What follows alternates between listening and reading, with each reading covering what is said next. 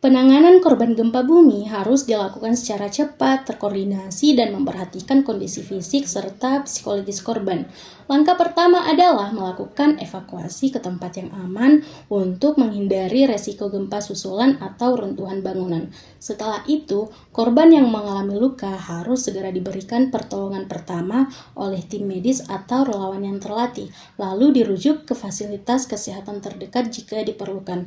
Penting juga untuk menyediakan kebutuhan dasar seperti makanan, air bersih, pakaian, dan tempat tinggal sementara di lokasi pengungsian. Selain itu, dukungan psikologis juga sangat penting, terutama bagi anak-anak dan orang yang mengalami trauma akibat bencana. Koordinasi antara pemerintah, lembaga kemanusiaan, dan masyarakat sangat dibutuhkan agar bantuan dapat tersalurkan secara merata dan efektif kepada semua korban. Gempa bumi dapat menimbulkan berbagai dampak yang serius, baik secara fisik, sosial, maupun ekonomi. Secara fisik, gempa bumi dapat merusak infrastruktur seperti rumah, jalan, jembatan, sekolah, dan fasilitas umum lainnya, bahkan menyebabkan korban jiwa serta luka-luka. Selain itu, gempa bumi juga bisa memicu bencana ikutan seperti tanah longsor, kebakaran, ataupun tsunami, tergantung pada kekuatan dan lokasi pusat gempa. Dari sisi sosial, gempa dapat menyebabkan kepanikan, kehilangan tempat tinggal, serta memisahkan anggota keluarga. Dampak ekonomi pun tidak kalah besar, karena kegiatan bisnis dan industri bisa terhenti. Sementara biaya pemulihan pasca bencana sangat tinggi. Tak kalah penting, gempa juga berdampak pada kondisi psikologis masyarakat, menimbulkan trauma, kecemasan, dan rasa tidak aman dalam jangka panjang. Pencegahan dan penanggulangan gempa bumi memerlukan upaya terpadu yang melibatkan pemerintah, masyarakat, dan lembaga terkait. Salah satu langkah pencegahan yang penting adalah membangun infrastruktur tahan gempa dengan standar konstruksi yang sesuai, terutama di daerah rawan gempa. Selain itu, edukasi kepada masyarakat tentang kesiapsiagaan bencana yang diperlukan seperti pelatihan evakuasi, penyediaan jalur evakuasi yang jelas, serta simulasi gempa secara berkala. Dalam hal penanggulangan, dibutuhkan sistem peringatan dini dan respon cepat dari tim tanggap darurat untuk menyelamatkan korban serta mengurangi dampak yang lebih luas. Pemerintah juga perlu menyediakan logistik, tenaga medis, dan tempat pengungsian yang memadai. Kesadaran dan partisipasi aktif masyarakat dalam menghadapi bencana menjadi kunci penting dalam mengurangi resiko dan dampak dari gempa bumi. Sesi yang terakhir teman-teman sekalian, yaitu wabah akibat gempa atau wabah pasca gempa bumi. Teman-teman sekalian, pasca gempa bumi atau setelah gempa, tentu tidak sedikit dari kita semua ini sering mendengar akan ada timbulnya berbagai macam penyakit. Nah, penyakit yang manakah itu? Pertama, penyakit tidak menular, kemudian yang menular. Nah, yang paling fatal teman-teman sekalian, penyakit menular, karena ini akan bisa berkepanjangan, ya, yang kemudian akan timbulnya wabah. Pertama, penyakit yang tidak menular. Penyakit yang tidak menular dimaksudkan di sini adalah gangguan kesehatan mental.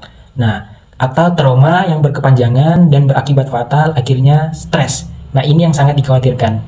Dan yang kemudian kedua adalah penyakit menular. Nah, teman-teman sekalian, penyakit menular ini itu diakibatkan oleh beberapa faktor pasca gempa. Di antaranya kerusakan infrastruktur seperti drainase, spal, dan akses air bersih yang terputus. Penyakit-penyakit apakah yang ditimbulkan dari kerusakan infrastruktur tersebut? Yang pertama yaitu demam berdarah. Nah, demam berdarah ini, ya teman-teman sekalian, kalau pasca gempa tentu ada banyak keruntuhan atau puing-puing bangunan yang belum dieksekusi, yang membutuhkan waktu sangat lama untuk dieksekusi. Tentu dalam waktu yang sangat lama ini akan berpotensi dan akan memberikan ruang akan timbulnya penyakit demam berdarah, akan timbulnya sarang-sarang nyamuk yang berakibat pada demam berdarah. Seperti semisal di tenda juga teman-teman sekalian, ya, di tempat pengungsian tentu banyak orang yang berbeda kepribadian. Ada yang memperhatikan higienitasnya secara serius, ada juga yang biasa-biasa saja. Nah, di sini akan dikhawatirkan akan berdampak dan akan terjadi awal wabah timbulnya penyakit demam berdarah dan infeksi kulit. Karena kenapa? Jika dalam satu tenda, teman-teman sekalian, tentu akan ada banyak orang yang kemudian tidak terjaga higienitasnya dan kelembapannya tidak higienis, ya, maka akan timbul penyakit kulit atau infeksi kulit seperti skabies. Nah, ini yang paling dikhawatirkan karena penyakit skabies ini juga teman-teman, ini sangat menular. Dan kemudian yang ketiga, ya, yakni ISPA, infeksi saluran pernapasan akut. ISPA ini akan berpotensi muncul ya akibat pasca gempa. Nah, akibat reruntuhan-reruntuhan puing-puing bangunan yang kemudian menimbulkan polusi-polusi yang pada akhirnya akan berpengaruh pada kesehatan tubuh dan akan menimbulkan ISPA, infeksi saluran pernapasan. Kemudian yang keempat adalah diare.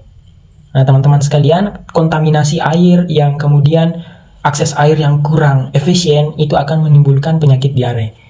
Nah, mungkin cukup sekian teman-teman sekalian, masih banyak lagi penyakit-penyakit yang ditimbulkan akibat gempa. Yang terpenting teman-teman, di sini pasca gempa kita harus saling memperhatikan kesehatan, saling mengingatkan, dan yang terpenting adalah higienitas dari setiap pribadi. Mungkin cukup sekian teman-teman, semoga bermanfaat. Assalamualaikum warahmatullahi wabarakatuh.